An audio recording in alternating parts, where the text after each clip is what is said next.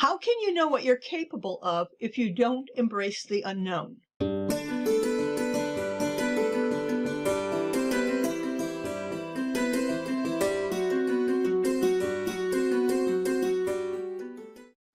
Hi, I'm Linda Watson-Call. I'm so glad you could join me for today's episode of Dragonfly Soup. Last week, I was teaching a math class in our middle school. The topic was graphing linear expressions. Now, if you've never done that before or have forgotten what it's all about, the concept is this. You have an equation where there is an x and a y of unknown values.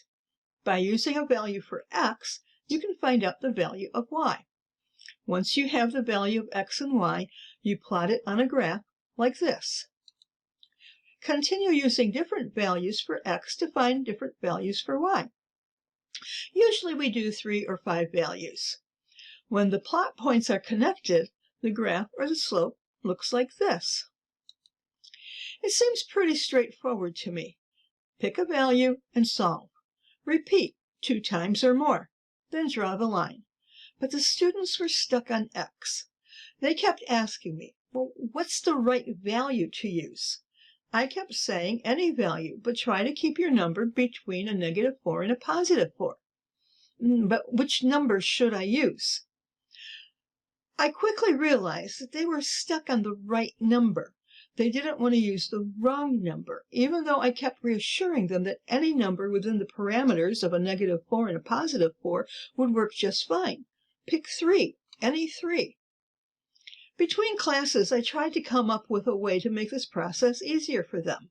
Yes, I taught this concept 4 times that day. But no matter how I tried to illustrate it, they were always stuck on possibly picking the wrong answer. Aren't we that way in our lives? The students had to use a value for x, and they were afraid to pick the wrong number. Each day, we have to make choices. Which road to take to get to our destination? What gift to purchase for a friend or family member? What to eat? And these are the easy choices. Harder choices include which classes should I take? More importantly, which classes will bring me closer to my goal of becoming whatever your career ambition is? Where should we live? Is it a good neighborhood?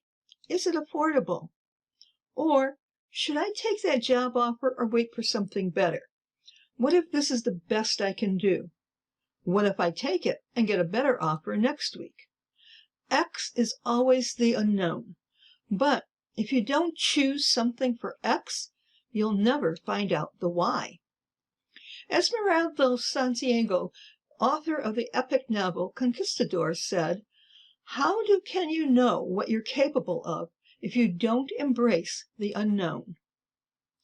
Writing a book was something that I wanted to do since I was about 12 years old. It was a dream. It was scary also, to send out a manuscript on the hope that an editor would like it. I was in my late 30s and had written a few articles on computer programming that were accepted and published by a few computer magazines. It felt good to see my name in print. One day, I got a letter from a book publishing company saying that they had seen my programs and wanted to know if I could write a book for them. I couldn't believe it. Needless to say, I said yes. And one book became 2, and then 3, and eventually I wrote about 6 computer programming books for them. My X was whether I could write a book or not. Once I decided to write a book, I found the Y, and that was I could write books that people were interested in. Now, I've never gotten on the bestseller list, but I did get the satisfaction of doing something that I wanted to try and succeeded. Choosing something for X doesn't always mean success, though. I tried other things that I thought I'd like to do, and they didn't turn out the way I thought it would. I come from a musical family and learned to play the piano when I was quite young, like 5 years old young. I also play the organ and the accordion. As a family, we enjoyed camping. I was also an active leader with my kids' scout troop, so I decided to learn how to play the guitar and thought that would be a fun thing. You know, singing Kumbaya around a campfire. My X was whether my keyboard abilities would transfer to string. Well, I got the guitar, took some lessons, and thought I was quite proficient at a few campfire songs. Not.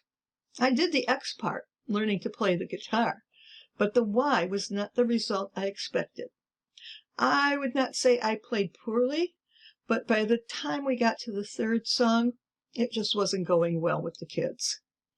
I enjoyed playing, probably because I enjoy music, but I let the guitar gather dust in the back room until my grandson got it, and he did much better with it than I did. I stuck with my keyboard instruments and still enjoy playing. But that just goes to show you, you never know until you try. And even if it doesn't turn out the way you expected, it does turn out. What about you? When did you step into the unknown, the X of your life? Please share, either in the comments or a private message, what your Y looked like. Was it the results you expected? Did it turn out better than you thought? Or was it an indication that this was not for you? Be sure to click like for this week's episode, and while you're at it, share it with your friends. You might also want to check out our new gift shop where you can purchase gifts with our Dragonfly soup design. The link is below. And I'll see you next week, right here on Dragonfly Soup. Here's to our transformation and our best year ever.